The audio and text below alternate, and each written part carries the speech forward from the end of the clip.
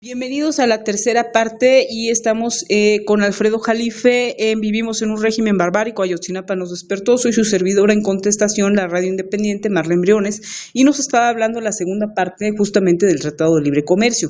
Ahora ya no estamos hablando de Ayotzinapa, ¿no? Ahora según el señor tenemos que hablar del Tratado de Libre Comercio porque según él, el Tratado de Libre Comercio y la cocaína están directamente relacionados con los señores de Ayotzinapa. Es un revolvedero de cosas. A final de cuentas, como intelectuales, señor Alfredo Jalife, dejan mucho que desear.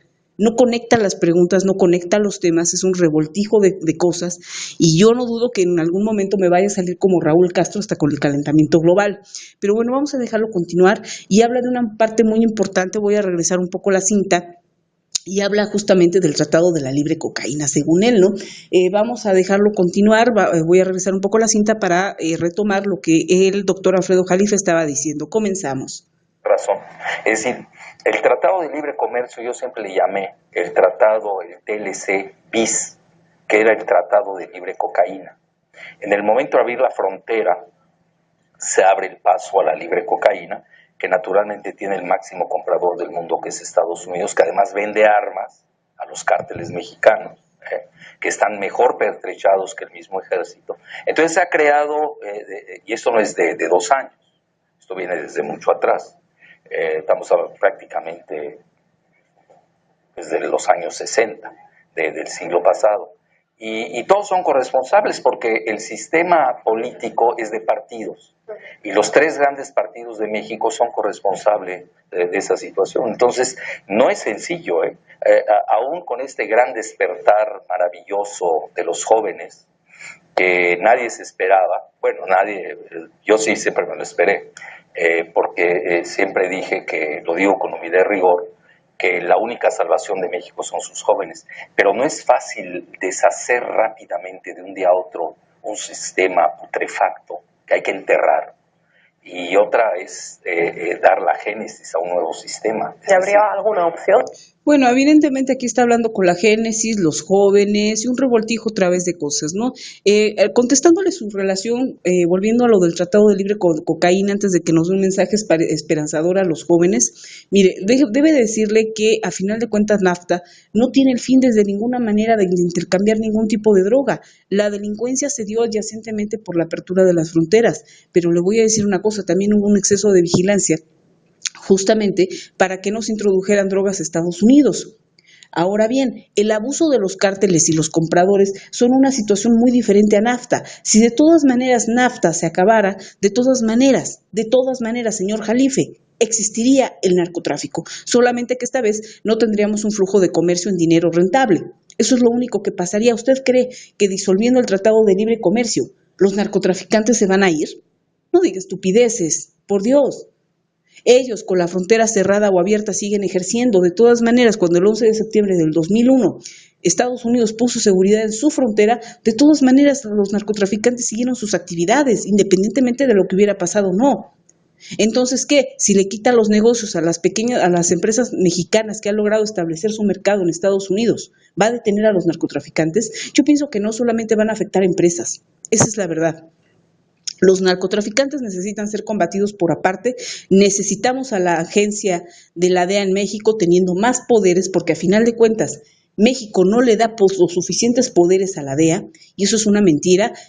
Mora ha detenido todas las investigaciones de la DEA y se la vive tapando gente.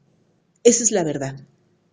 Lo que sí le creo es que el sistema judicial esté coludido con los narcotraficantes, eso sí es bastante creíble y eso afecta directamente a Estados Unidos y a México. Pero no tiene nada que ver con las empresas. Una de las empresas que más intercambia con Estados Unidos es la leche Lala. ¿Qué tiene que ver la leche Lala con la cocaína? ¿Hay que afectar a los lácteos para frenar a los narcotraficantes? ¿Esa es su propuesta? No hable más de lo que no conoce. El tratado NAFTA es un tratado muy, muy rentable para México, que a final de cuentas significa una gran entrada de divisas a la nación. Una gran entrada de divisas, un intercambio muy ágil, y a final de cuentas ese intercambio se ha manchado con la delincuencia. Pero no quiere decir que a final de cuentas el tratado esté mal.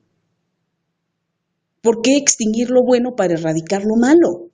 Lo que pasa es que usted quiere ensuciar el Tratado de Libre Comercio porque le molesta que Estados Unidos intercambie con México, le molesta. Esa es la verdad. y necesita ensuciar ese tratado con narcotráfico para ver de qué manera Estados Unidos disuelve el Tratado de Libre Comercio con México para alejarlo del equilibrio político y económico de Estados Unidos y que lo pueda pescar Rusia y China. Porque a usted le encantaría que tuviéramos un tratado de libre comercio con China, porque China es comunista. Solamente que le recuerdo que los chinos son alevosos, ponen empresas en donde nada más ellos trabajan y son los principales mercaderes de opio en el mundo. Entonces, señor Jalife, ¿el hecho de quitarle oportunidad a las empresas mexicanas va a reducir el narcotráfico? Yo pienso que no. Honestamente, yo pienso que no. Lo dejo continuar y ahorita voy a buscar una información muy importante sobre NAFTA y vamos a ver en este programa qué significa NAFTA y que no tiene ninguna relación con el narcotráfico. Que el narcotráfico fue algo mal habido, que se inventaron las personas que no deberían de estar ese tratado para perjudicar tanto a Estados Unidos como a México. Y de todas maneras le aviso, aunque acuse a NAFTA de ser narcotraficante, México, Estados Unidos y Canadá no se van a separar por intereses. Lo dejo continuar. De poder hacerlo.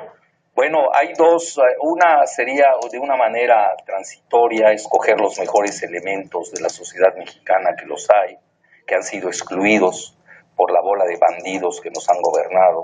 Esa es la triste realidad. Hoy gobierna una mafiocracia. Yo incluso le llamo una cleptomafiocracia. Si vamos más lejos, los griegos hablaron de ello, era la famosa caquistocracia, que era el gobierno de los peores. Y eso tenemos hoy en México. Pero hay algo más grave aún. Tenemos que hoy una televisora es la que decide los destinos del país. Es un monopolio totalitario.